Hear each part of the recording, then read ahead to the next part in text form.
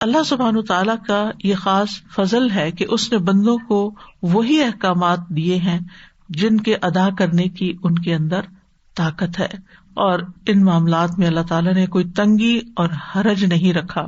قرآن مجید میں آتا ہے وَمَا جَعَلَ عَلَيْكُمْ فِي الدِّينِ مِنْ حَرَجٍ، اس نے دین میں تم پر کوئی تنگی نہیں رکھی بلکہ آسانی کا ارادہ کیا ہے. نبی صلی اللہ علیہ وسلم نے فرمایا میں یہودیت اور نصرانیت لے کر نہیں آیا، مجھے نرمی اور سہولت والی شریعت دے کر بھیجا گیا ہے، کیونکہ ان کو جو احکامات ملے ان میں ہماری شریعت کے مقابلے میں سختی تھی، اور کچھ انہوں نے اپنے اوپر مزید سختیاں اپنے مرضی سے جیسے رحمانیت ایجاد کر لی، کچھ اور اپنے لیے مشکلات ڈال لیں.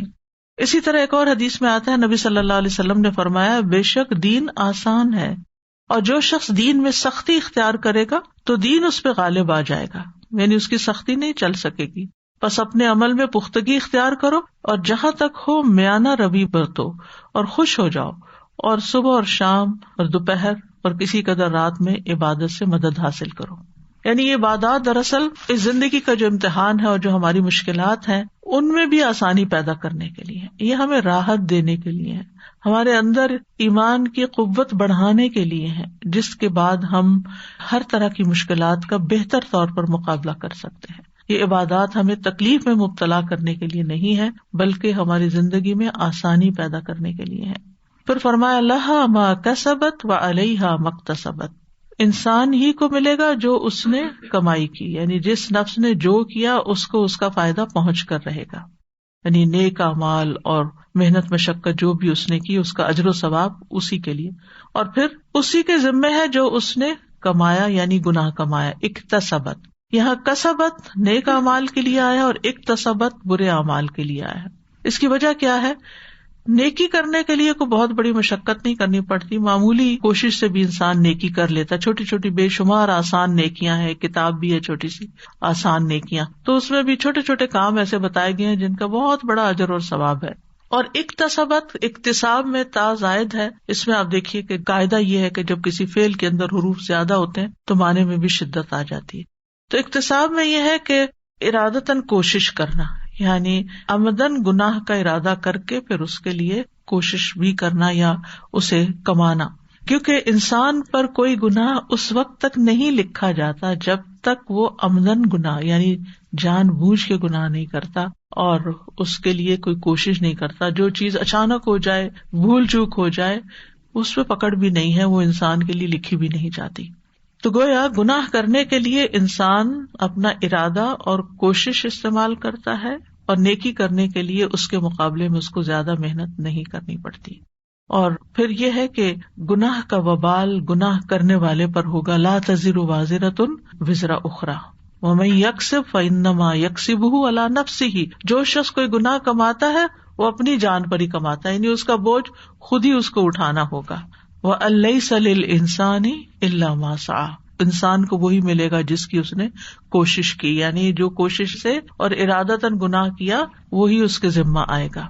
اور نیکی کے بارے میں آتا ہے من جاء بالحسنۃ فلہ عشر امثالھا، جس نے ایک نیکی کی اس کے لیے 10 گناہ ہے. لیکن اس کے برعکس ومن جاء بالسیئۃ فلا یجزی الا مثلھا، برائی کی تو بس اتنا ہی بدلہ اس کو ملے گا. وہم لا یظلمون، کسی پر ظلم نہیں کیا جائے گا. پھر فرمایا ربنا لا تؤاخذنا ان نسینا او اخطانا، یہاں اللہ تعالیٰ کو رب کہہ کے پکارا گیا، ربوبیت کا وسیلہ دیا گیا، واسطہ دیا گیا. یہ جو آتا ہے نا وَلِلَّهِ الْأَسْمَاءُ الْحُسْنَى فَادْعُوهُ بِهَا، اللہ کے اچھے اچھے نام ہیں ان کے ساتھ اس کو پکارو. تو اسی میں سے ایک چیز یہ ہے جب ہم کہتے ہیں ربنا، یہ اللہ کے نام کے ساتھ ہم اللہ تعالیٰ کو پکارتے ہیں، کیونکہ ہمارا رب خالق مالک مدبر وہی ہے، اور جو ہم یہاں مانگ رہے ہیں اس کا تعلق اس کے رب ہونے سے ہے کہ وہی ہمیں دے سکتا ہے.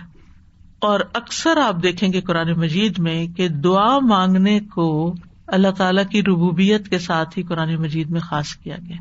اسی لیے قرآن مجید کی اکثر دعائیں، بلکہ تقریباً سب دعائیں جو ہیں الا ماشاء اللہ وہ ربنا سے ہی شروع ہوتی ہیں. تو ربنا لا تؤاخذنا ان نسینا او اخطانا، اللہ ہمیں نہ پکڑنا، یعنی ہمیں سزا نہیں دینا اگر ہم بھول جائیں. بھول کب ہوتی ہے؟ جب انسان کو کسی چیز کا علم ہوتا ہے اور پھر علم کے بعد وہ اس کام کو بھول کر لیتا ہے. اور خطا کیا ہوتی ہے؟ علم ہی نہیں ہوتا، لا علمی میں غلطیاں کر رہا ہوتا ہے. جیسے ریسنٹلی میں نے دیکھا کہ مسلمانوں کی جب اجتماعی صورتحال دیکھتے ہیں اور سب سے بڑی عبادت و نماز ہی ہے، تو جب میں مسجد نبی میں اپنے دائیں بائیں دیکھتی تھی تو اور خواتین ہی ہوتی تھی تو بہت ہی زیادہ تکلیف ہوتی تھی اس بات کی کہ نماز کے بنیادی فرائض تک سے غافل ہیں یا لا علم ہے، معلوم ہی نہیں سطر کتنا ڈھانکنا ہے، نماز میں کہاں دیکھنا ہے، نماز میں سجدہ کیسے کرنا ہے، رکوع کیسے کرنا ہے. کیونکہ بہت سارے لوگ ہوتے ہیں نا، نظر پڑ جاتی ہے آگے، آپ کے آگے جو سب نظر پڑ جاتی ہے، کسی نے گردن اٹھائی ہوئی ہے، کسی نے جھکائی ہوئی ہے، بس ایسے ہی تھوڑا سا جھکا ہوا ہے کوئی، اور آپ کو معلوم ہے کہ اگر رکوع اور سجدہ صحیح نہ ہو تو نماز ہی نہیں ہوتی. لیکن بہت ہی دل تکلیف میں آ جاتا تھا کہ یا رب ان سب کو کون ایجوکیٹ کرے اور کون بتائے اور کس طرح ان کی تربیت کی جائے. بہرحال ہم سب پر لازم ہے خود بھی سیکھیں اور دوسروں کو بھی سکھائیں، اور جہاں جہاں تک ہم پہنچا سکیں پہنچائیں، اور کم از کم اپنے دائیں بائیں اور اپنے گھر میں اور اپنے بچوں کو تو صحیح نماز پڑھنا سکھا دیں. پھر اسی طرح سطر میں آپ دیکھیں کہ ہارڈلی کوئی ایسی خاتون ہوگی خصوصاً پاکستانی ڈریس میں کہ جس کے ٹخنے ڈھکے میں ہوں، اور ٹخنے تو کیا آدھی رکوع اور سجدے میں جاتے ہوئے پنڈلیاں بھی نظر آ جاتی. جب سطر ہی نہیں تو نماز کہاں سے ہوگی؟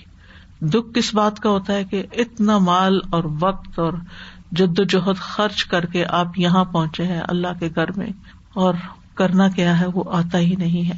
تو یہ نہیں آتا، کیوں نہیں آتا؟ اگر لا علمی کی بنا پر ہے تو یہ خطا ہے، پتہ نہیں ہے. اور اسی طرح پھر ارادتاً بھی کرنا، یعنی آپ کو کوئی بتاتا بھی ہے اور آپ سننے کو تیار نہیں ہوتے. یعنی بہت دفعہ ایسا بھی ہوتا ہے، وہ کہتے ہیں جیسے ہم کر رہے ہیں ایسے ٹھیک ہے، بس یہی صحیح ہے. نسیان یعنی بھول چوک کہ دل کا ایک معلوم چیز سے غافل ہو جانا. معلوم تھا لیکن بھول گئے. مثلاً آپ نے اپنی چابیاں کہیں رکھی، آپ کو اس وقت معلوم تھا آپ کہاں رکھ رہے ہیں، لیکن بعد میں کیا ہوا؟ بھول گئے. آپ کہتے ہیں کہ میرا خیال ہے یہاں رکھی تھی، میرا خیال ہے یہاں رکھی تھی، اور بہرحال اندازے سے پھر آپ ڈھونڈ بھی لیتے ہیں. تو یہ بھول چوک ہوتی ہے کہ آپ نے خود ہی وہ چیز جانی ہوتی ہے، آپ کو معلوم ہوتا ہے آپ نے کی ہوتی ہے، لیکن آپ کے ذہن سے نکل جاتی ہے، بھول جاتے ہیں. اور خطا جو ہوتی ہے مخالفت کو کہتے ہیں، نافرمانی کے ارتکاب کو کہتے ہیں. لیکن خطا میں مخالفت کا ارادہ ضروری نہیں کہ جان بوجھ کے وہ ارادے سے کرے.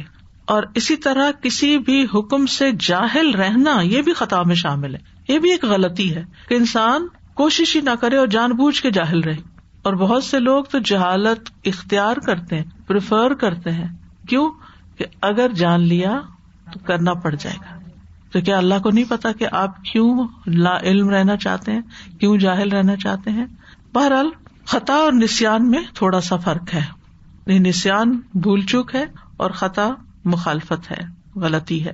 اللہ سبحانہ وتعالیٰ نے اس امت پر رحمت اور احسان فرما کر اس سے یہ دونوں چیزیں معاف کی ہیں اگر وہ اس کی وسعت میں نہیں، یعنی وسعت سے باہر ہے. مثلاً بھول گئے، اب ہمارے کنٹرول میں نہیں ہے وہ چیز، کیا ہوئی؟ ہاں اگر بھول چوک کیئرلیسنس کا نتیجہ ہے تو پھر پکڑ ہو سکتی ہے. یعنی کچھ لوگ ہوتے ہیں نا کہ وہ بھول جاتے ہیں لیکن کیئرلیس نہیں ہوتے، انسانی کمزوری کے تحت بھولتے ہیں. اور کچھ لوگ اس کو یاد رکھنے کی کوشش ہی نہیں کرتے، نہ کہیں لکھتے ہیں، نہ کہیں اپنے کو ایسے سائنس بناتے ہیں کہ جس سے انہیں چیزیں یاد آ جائیں، نہ کسی کو کہتے ہیں کہ ان کو ریمائنڈر دے دیں، اگر میں بھول جاؤں تو تم مجھے یاد کرا. پرواہ نہیں، وہ بھول گئے. یعنی بڑے سے بڑا وعدہ کر لیا، کام کر لیا، پھر کہا او ہم بھول گئے. وہ کیوں بھول گئے؟ یعنی اگر کوئی جینوئن ریزن ہو بھولنے کی پھر تو ٹھیک ہے، لیکن اگر سستی ہے محض تو پھر پکڑ بھی ہو سکتی ہے اور اسے توبہ بھی کرنی چاہیے.